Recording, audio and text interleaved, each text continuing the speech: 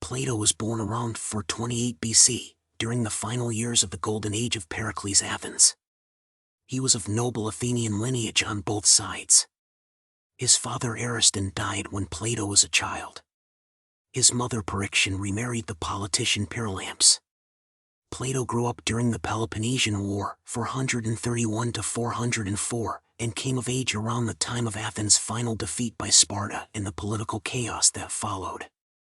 He was educated in philosophy, poetry, and gymnastics by distinguished Athenian teachers including the philosopher Cratylus. Plato's influences. The young Plato became a devoted follower of Socrates. Indeed, he was one of the youths Socrates was condemned for allegedly corrupting. Plato's recollections of Socrates' lived-out philosophy and style of relentless questioning, the Socratic method, became the basis for his early dialogues.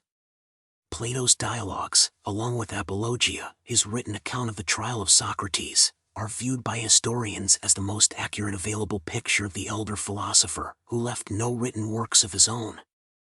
Following Socrates' forced suicide, Plato spent 12 years traveling in southern Italy, Sicily, and Egypt, studying with other philosophers including followers of the mystic mathematician Pythagoras, including Theodorus of Cyrene, creator of the spiral of Theodorus or Pythagorean spiral, Archytas of Tarentum, and Echecrates of Phlius. Plato's time among the Pythagoreans piqued his interest in mathematics. Plato's theory of forms, stating that the physical world we know is but a shadow of the real one, was strongly influenced by Parmenides and Zeno of Elea. The two appear as characters in Plato's dialogue The Parmenides. Plato had a lifelong relationship with the ruling family of Syracuse, who would later seek his advice on reforming their city's politics. Platonic Academy. Around 387, the 40-year-old Plato returned to Athens and founded his philosophical school in the grove of the Greek hero Academus, just outside the city walls. In his open-air academy he delivered lectures to students gathered from throughout the Greek world, 9/10 of them from outside Athens. Many of Plato's writings, especially the so-called later dialogues, seem to have originated in his teaching there. In establishing the academy, Plato moved beyond the precepts of Socrates, who never founded a school and questioned the very idea of a teacher's ability to impart knowledge. Aristotle arrived from northern Greece to join the academy at age 17, studying and teaching there for the last 20 years of Plato's life. Plato died in Athens, and was probably buried on the academy grounds. Plato's dialogues. With the exception of a set of letters of dubious provenance, all of Plato's surviving writings are in dialogue form, with the character of Socrates appearing in all but one of them.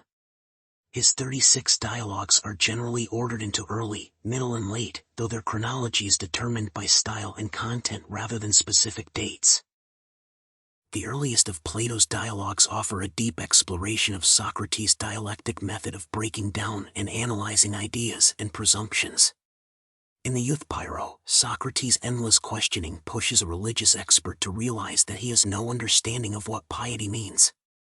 Such analyses pushed his students towards grappling with so-called Platonic forms, the ineffable perfect models, truth, beauty, what a chair should look like, by which people judge objects and experiences. In the middle dialogues, Plato's individual ideas and beliefs, though never advocated outright, emerge from the Socratic form. The Symposium is a series of drinking party speeches on the nature of love, in which Socrates says the best thing to do with romantic desire is to convert it into amicable truth-seeking, an idea termed Platonic love by later writers. In the Meno, Socrates demonstrates that wisdom is less a matter of learning things than recollecting what the soul already knows, in the way that an untaught boy can be led to discover for himself a geometric proof. The Monumental Republic is a parallel exploration of the soul of a nation and of an individual. In both, Plato finds a three-part hierarchy between rulers, auxiliaries, and citizens, and between reason, emotion, and desire. Just as reason should reign supreme in the individual, so should a wise ruler control a society. Only those with wisdom, ideally a sort of philosopher-king, are able to discern the true nature of things.